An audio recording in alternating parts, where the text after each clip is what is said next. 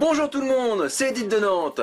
Aujourd'hui, petite vidéo pour parler d'un truc que, comme d'habitude, personne n'en parle et ça va être à Bibi de s'en préoccuper.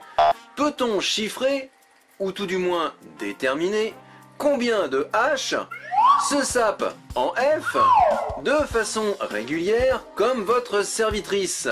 Serviteur, décidément, l'écriture inclusive, c'est pas ton truc.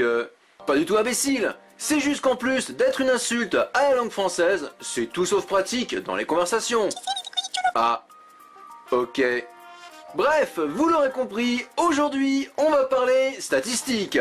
Partez pas, on a prévu des girls au sein nu dans la vidéo. Pour agrémenter ce sujet, pas du tout trop chiant, hein. Oui, sinon, les gens, ils vont décrocher et aller mater d'autres trucs à la concurrence.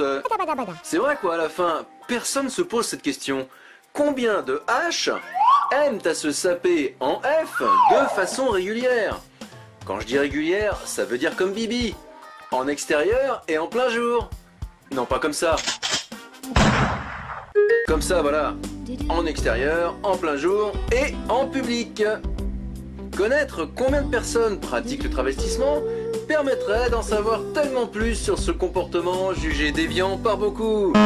Comme toute étude statistique un minimum sérieuse, on va contextualiser le truc avant de partir dans des délires sans queue, humour fascinant, ni tête. Pour cette étude, on part du principe qu'on prend comme population test le truc qui se trouve là. La civilisation occidentale européenne, et plus particulièrement celle d'Europe, dite de l'Ouest. Sur une carte, ça se trouve là, à l'extrémité gauche de l'Asie. Bah oui, c'est le même continent. Pourquoi l'Europe de l'Ouest? C'est facile, parce que, sauf erreur de ma part, cette petite vidéo est mise sous presse en France. La France, c'est en Europe de l'Ouest. Et parce que culturellement, c'est un terreau fertile pour y trouver potentiellement un nombre suffisant de spécimens comme Bibi pour pouvoir mener une étude correcte sur le sujet. Et puis il y a des coins dans le monde où on en trouve un peu moins, c'est comme ça. Mais ça, c'est un autre débat qui ne nous regarde pas. Allez, soyons sérieux juste 30 secondes. Vous aurez beau chercher, et là aussi, sauf erreur de ma part, vous verrez qu'il n'existe aucune statistique définitive sur le sujet. Il y a bien quelques pistes de réflexion, mais tout ceci n'est basé que sur des hypothèses, plus que sur des stats à proprement parler. Aujourd'hui, on va donc en grande partie se baser sur ces éléments pour vous expliquer que se travestir, c'est plutôt pas courant.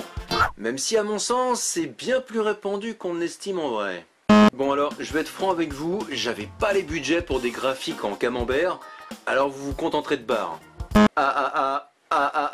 Tu n'as jamais les budgets pour que dalle, ouais. Pas du tout imbécile, ça dépend juste où je préfère mettre les sous.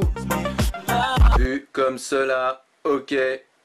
Complètement zinzin, cette folle. Attention toi, sur notre ton, hein. Bref, j'espère que ça vous paraîtra le plus clair possible. À partir de maintenant, et on s'en excuse d'avance, votre écran va souvent ressembler à ça. À part une série de chiffres et de flèches qui apparaîtront de temps à autre pour appuyer mes propos, il se passera presque rien, hein. C'est minimaliste comme toute cette chaîne. Mais le minimalisme reste ma force. Et puis, on a prévu des girls au sein nu aussi. Allez, on y va. Si la méthode pour réaliser l'enquête est sérieuse, on va interroger des prospects dans la rue ou par téléphone. Et bien évidemment, je vous donne le truc dans le mille. À la question, vous travestissez-vous des fois? Ça va donner ça. Mais vous parlez pas comme ça quoi. Puis d'ailleurs on se tape pas comme ça quoi. Malédiction! En fait c'était un homme. Bah wesh quoi. C'est dégueulasse, tu t'habilles en meuf, seul p***. Ou ça peut aussi donner ça. Excuse-moi je te coupe, c'est pour aller plus vite parce que des cas comme le tien j'en vois très souvent. Si je comprends bien, le truc qui te tracasse, c'est d'assumer ton penchant gay. Mais non, non, c'est pas ça, pas du tout. Bah si un peu ma grande. Mais non, mais je suis pas gay moi. Ou ça peut encore donner ce genre de truc. C'est quoi votre enquête de merde là? saloperie de lobbyiste LGBT, va! Hors de ma vue, serpent! C'est une évidence. Allez interroger 100 mecs dans la rue et je vous mets au défi d'en trouver ne serait-ce que... Allez, disons 3. En trouver au moins 3 qui vous dirait « Oui, ça m'arrive de me travestir ».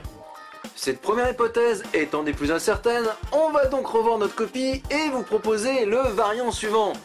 Encore un variant du Canada virus. J'aime pas ce mot, on l'entend trop en ce moment. Une variation, si tu préfères. Ok. Imaginez 2 secondes que 50% ou plus des H interrogés répondent par la positive. Ça voudrait dire qu'on vit au mieux dans une société de gros hypocrites qui s'assument pas le reste du temps, ou au pire, dans un monde complètement zinzin, parce que du coup, ça me ferait tout de même beaucoup trop de concurrence. Et puis, la féminisation des esprits, si ça a l'air fun au début, bah ça va un temps. Oui, car il ne faut pas se leurrer, pratiquer le travestissement de H en F n'est en effet pas le kiff de tout le monde. Et ça se comprend parfaitement. Me faites pas chier, et ça va bien se passer. Ne t'inquiète pas, ça va bien se passer. D'autres diront que c'est réservé à une forme d'élite. Des personnes qui ont le temps pour pratiquer, l'énergie pour assurer la dépense calorique, l'indépendance d'esprit et les finances pour. Oui, entre autres petites complications, le travestissement, ça coûte cher. Mais bon, aller raconter ça à une vraie F, entre guillemets, m'est avis que cela la fera bien marrer. Bref, d'après les quelques travaux effectués en la matière, et à défaut de calculer, on peut estimer qu'une part de la population masculine, située entre 0,5 et 3%, pratique le travestissement de façon plus ou moins poussée. Bon allez, pour faire dans le simple, on part sur une base de 2%. Et encore, je pense qu'on est large. Si on ramène ça à la population française, par exemple, qu'est-ce que ça donne?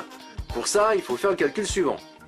Aux dernières nouvelles, ce pays est officiellement peuplé d'à peu près 67 millions d'individus. Oui, je ne compte pas dans ce recensement express nos millions d'amis immigrés clandestins, sinon on s'en sortira pas. Selon les castes sociales, ces 67 millions d'individus sont appelés soit les gens, soit les Gaulois réfractaires. Ce qui nous intéresse ce jour, c'est le nombre de H en F. Il faut donc se concentrer sur le nombre de H. Étant donné que la proportion homme-femme est de 48,5 à 51,5%, cela nous donne 67 millions fois 48,5%, soit 32 495 000 H. Quand je dis H, c'est pour homme, hein. Pas le truc qui se fume et qui te fait battre triper. On a dit combien de pourcentage tout à l'heure déjà? Ah oui, 2%.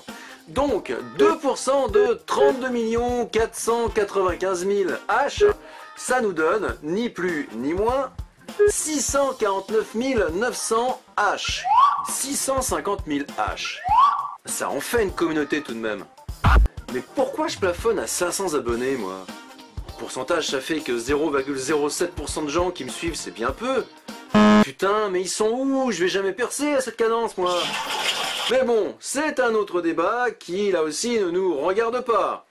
650 000, ça représente tout de même 8 stades de France pleins à craquer, ou encore une grande armée de Napoléon pour aller embêter nos amis russes.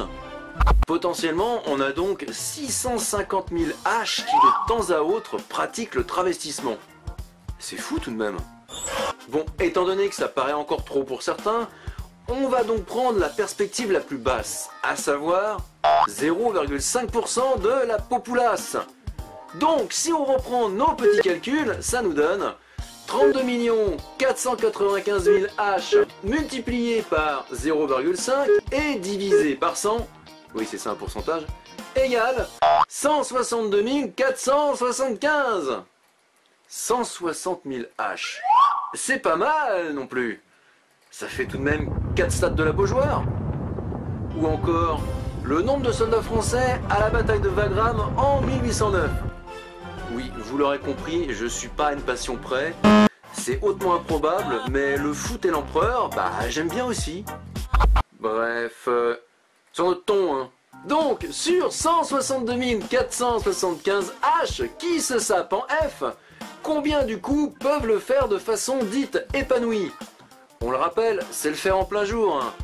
Non pas forcément comme ça, mais plutôt comme ça, en plein jour et en public. On le rappelle, l'épanouissement, c'est quand l'envie et les circonstances le permettent. Beaucoup de petites chatounes en ont l'envie, hein. Mais des fois, les circonstances font que... Voilà.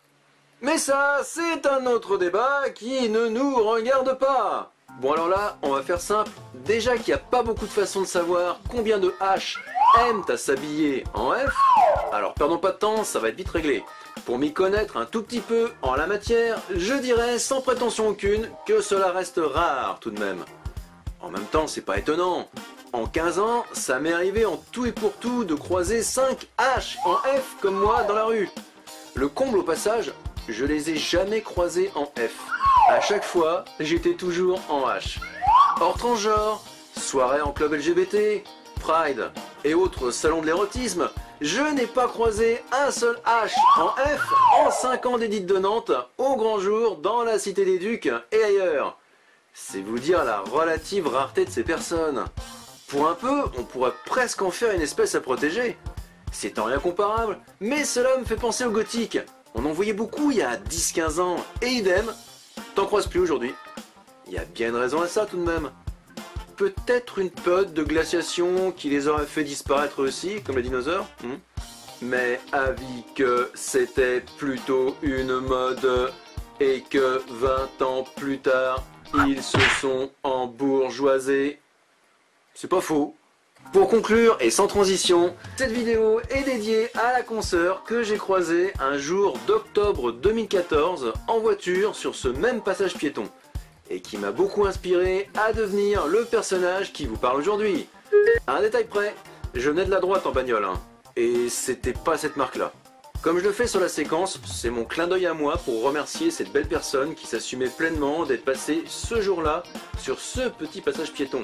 Une personne qui fait partie, je pense, hein, des 0,5% de 3% de... Bref, sans le savoir, elle m'a beaucoup aidé, car 6 mois plus tard, je passais enfin de ça à ça. Petite chatoune, si tu nous regardes... Voilà, c'est la fin de cette vidéo, merci de la commenter abondamment, qu'en pensez-vous, etc. Soyez pas timide, partagez vos impressions, notamment si comme Bibi vous pratiquez le travestissement, et n'oubliez pas, à tous ceux qui pratiquent le travestissement, vous représentez entre 0,5 et au plus 3% d'une population. Donc faites-vous plaisir et lâchez-vous, car la rareté, c'est comme le H, ça se cultive.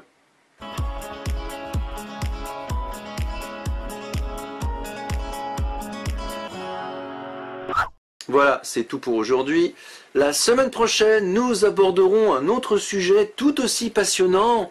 Quelles sont les proportions respectives des travestis dans la communauté trans ?